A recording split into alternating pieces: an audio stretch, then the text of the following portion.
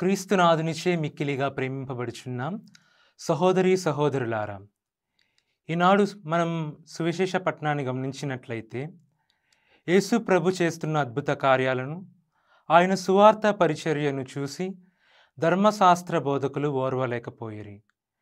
ఆ విధంగా ఓర్చుకోలేని ధర్మశాస్త్ర బోధకులు ఆయన యొక్క పేరును చెడగొట్టాలని, ఆయన పరిచర్యను నీరుగార్చాలని, ఏ విధంగా ఆయన బురద చల్లి ఆయన పరిచర్యను సమూలంగా నాశనం చేయాలి అనే ఉద్దేశంతో ఒక వాదాన్ని తెరపైకి తేవడాన్ని గమనించవచ్చు. ఈ వాదం మన క్రైస్తవ విశ్వాసంలో అత్యంత ప్రధానమైన భూమికను మరియు ప్రధానమైన వాదముగా చూడవచ్చు. ఎందుకంటే వారు శంకించినది యేసు ప్రభువుకు ఉన్న దైవ పుత్రత్వం మరియు దేవుని ఆత్మ కాబట్టి. వారు ఈ వాదాన్ని ఈ విధంగా చిత్రీకరించి ఉన్నారు.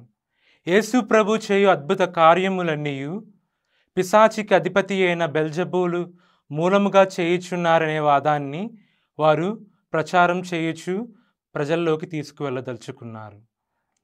ఈ విధంగా వారు చేసిన ప్రయత్నాన్ని గ్రహించిన యేసు వారి కుటిల నైజాన్ని బయట పెట్టాలని, వారికి జ్ఞాన వికాసం కలిగించాలని ఆలోచించి ఒక ఉపమానం ద్వారా వారికి బుద్ధి చెప్పడాన్ని మనం గమనించవచ్చు.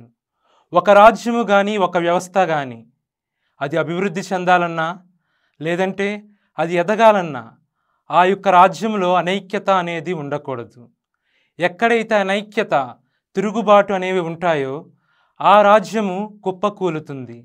అంతఃకలహములకు గురి అయిన ఏ రాజ్యమైనను కుప్పకూలును కదా అని యేసు ప్రభు తెలియజేయుచున్నారు. అదేవిధంగా ఒక సైతానుపై మరొక సైతాను యుద్ధము చేస్తే సైతాను రాజ్యమే కదా కుప్పకూలుతుంది అని తెలియజేయచ్చు. సైతానునకు విముక్తిని దయచేసే శక్తి లేదని యేసు ప్రభు వారిని ఆలోచింపజేస్తూ యెషయా గ్రంథము 61వ అధ్యాయము 1-2 వచనములలో తెలుపబడినట్లుగా ప్రభుని ఆత్మ నాపై ఉన్నది, ఆ ఆత్మయే విముక్తిని వసగు ఆత్మ అని యేసు ప్రభు తెలియజేస్తున్నారు.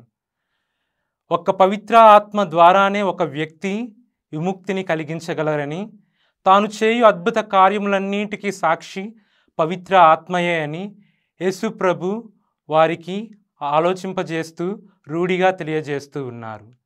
అదే విధముగా యేసు ప్రభు ఈ సమయంలో ఒక ముఖ్యమైన విషయాన్ని వారి ముందు ఉంచుతూ ఉన్నారు. అది శాశ్వతమైన పాపము. ఎవరైతే పవిత్రాత్మకు వ్యతిరేకముగా మాట్లాడుతూ పవిత్రాత్మ చేయు కార్యములను పిశాచికి ఆపాదిస్తారు, అటువంటి పాపములు శాశ్వత పాపములుగా పరిగణింపబడతాయని, ఆ పాపములు ఈ లోకమునందైనను మరులోకమునందైనను క్షమింపబడవని యేసు ప్రభు తెలియజేస్తూ ఉన్నారు. కావున ప్రియ సహోదరులారా, ఆధునిక క్రైస్తవులుగా ఉన్న మనం అనైక్యతకు గురికాక, అసత్యాన్ని మనం ప్రచారం చేయక, యేసు ప్రభు వలె సత్యాన్ని అంటిపెట్టుకుంటూ సత్యాన్ని స్థాపించటానికి, సంఘంలో ఐక్యతను స్థాపించటానికి, ప్రేమను పెంపొందించటానికి తోడ్పడుదాం. మరియు క్రైస్తవ యోధులుగా మన యొక్క జీవన నడవడిక బట్టి మన తండ్రి దేవునికి కీర్తిని, మహత్యమును కలుగజేద్దాం. ఆమేన్.